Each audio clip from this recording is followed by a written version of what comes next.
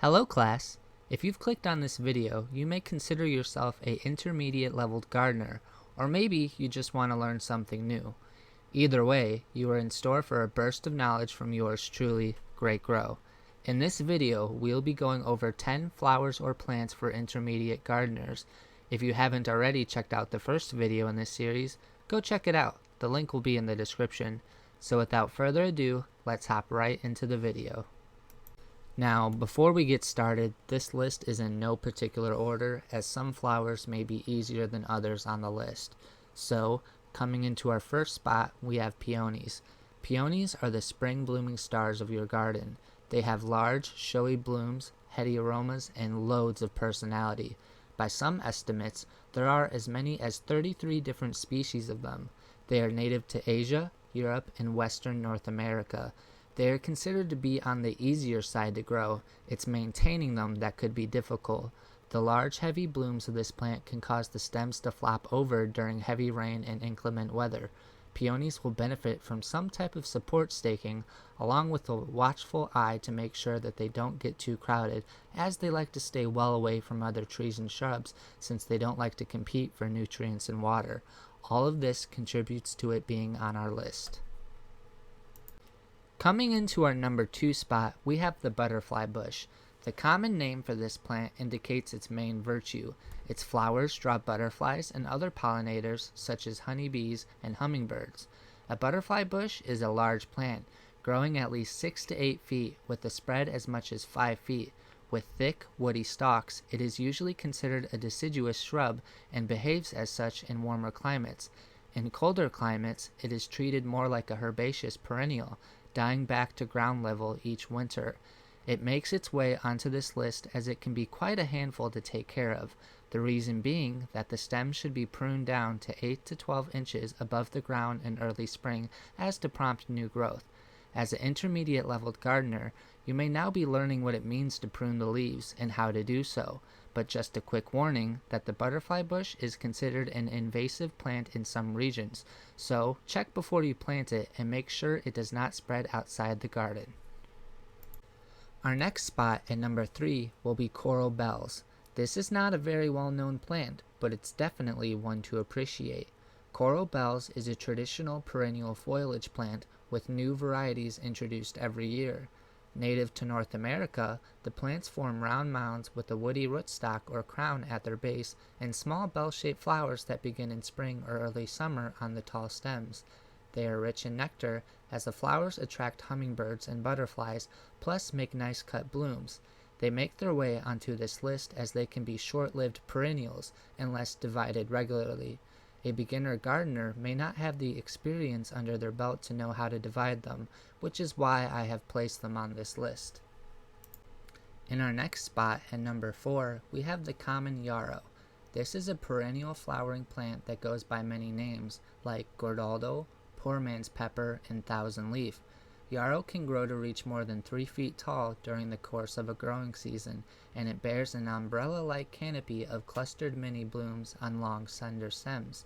Common yarrow's native propagation originated in the temperate regions of Asia and Europe, and it was introduced to North America during the colonial era. Yarrow is very easy to grow in most garden soils and is available in many different cultivators. However, it spreads hardily and can crowd out other plants, making it an ideal plant for someone with a bit more experience under their belt to grow. Making it into the 5th spot, we have buggleweed. Buggleweed is a fast-growing herbaceous perennial ground cover that does a good job of choking out weeds. It produces shiny, dark green leaves and beautiful flower spikes, producing blue, violet, or purple flowers in mid to late spring that can reach 8 to 10 inches tall. The plant excels at filling in large, shady areas where lawns are difficult to grow, and it can work well on banks or slopes or planted around trees and shrubs. It is native to Europe, Northern Africa, and Southwestern Asia, but has made its way into America over the years.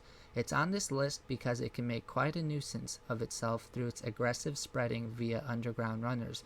It is best to avoid planting buggleweed near lawn areas because it can quickly spread into turf grass. All this contributes to it landing itself on this list. Coming into our 6th spot, we have Columbine. One of the sweetest flowers in spring gardens is the columbine. Columbine plants have an airy appearance with small, rounded leaves and tall flower stalks that hold the blooms above the foliage. The mid-spring blooms fill the void between early spring bulbs and peak garden season. Columbine's bell-shaped flowers are popular with hummingbirds, bees, and gardeners alike. They are native to Europe and Northern America. Most varieties of columbine plants will bloom for at least 4 weeks and are tougher plants than they appear. They tend to be short-lived perennials, but they will spread through self-seeding, remaining in your garden for years. The reason they are intermediate level is because it is when the blooms are finished for the season, it is best to cut the plants down to the ground, as this will help your other plants to fill in space. Most beginner gardeners would think that this would kill the plants. However, the columbines will reliably return the following year or replace themselves with self-seeded volunteers, a perfect choice for someone with some experience. Next up on our list, in the 7th spot, we have the coneflower. Coneflowers are quintessential prairie plants, native to eastern North America. They are hardy, drought-tolerant, long-blooming, and cultivated in an ever-widening range of colors. It's hard to find a garden without at least one variety of the bloom. Coneflower's daisy-like blooms are actually made up of several small flowers, with petals that lure insects towards the many fertile flowers in the central disc or cone. These flowers are rich in nectar and very popular with both bees and butterflies. The reason they are on this list is because it could take up to 2 years to see the flowers bloom.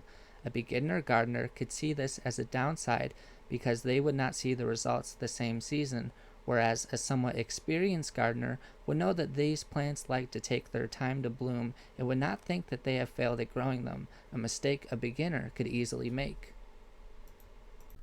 In our number 8 spot, we have the blanket flower.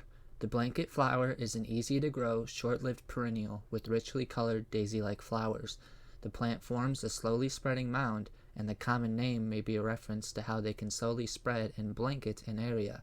The plants grow to about 24 inches in height with about a 20-inch spread. This garden favorite puts out large, showy blooms in shades of reds and yellows throughout the warm season months. This plant is a cultivated hybrid whose parents are native North American wildflowers. Due to extensive hybridizing, you will likely be able to find a variety to fit your zone and climate conditions. However, because this plant is a hybrid, when it reseeds itself, you should expect some variations from self-seeding. This is also why I put it on the list, because chances are, when they do reseed themselves, you probably won't get the same flower you started with.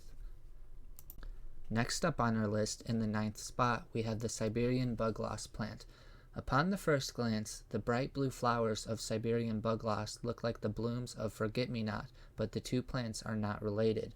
The common name Bugloss is derived from the Greek words for ox and tongue, as the leaves are thought to resemble an ox tongue. This plant is native to Asia and Europe. Siberian Bugloss is a spring-blooming perennial for part shade locations and happens to be one of the few plants that has true blue flowers. The bloom period lasts for about 4 weeks.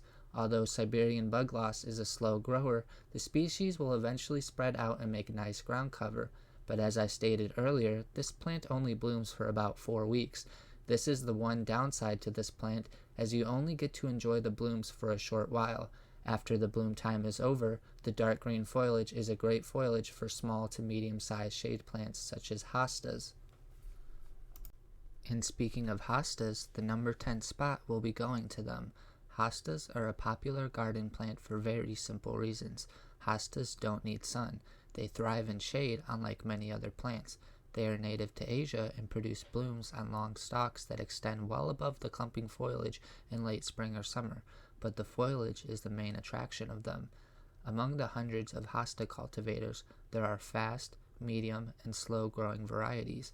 Smaller varieties tend to grow fastest and can reach their mature size in 3 to 5 years, whereas the larger types can take 5 to 7 years. So, if you are wanting to grow them, be prepared to have lots of patience because these plants take a while, but nonetheless, they are a great choice for an intermediate-leveled gardener. So, there you have it. This has been a list of 10 plants and flowers that are perfect for intermediate-leveled gardeners to grow. If you can think of some more flowers or plants you think take some experience, then go ahead and comment them below for fellow green thumbers. If you would like another part in this series, perhaps on 10 plants and flowers for experts to grow, then let's get this video to 20 likes and I'll make sure to do a follow-up. As always, if you enjoyed this video and the information, I ask that you subscribe, as I am trying to make 250 subscribers by the start of spring. This has been Great Grow, and thanks for watching.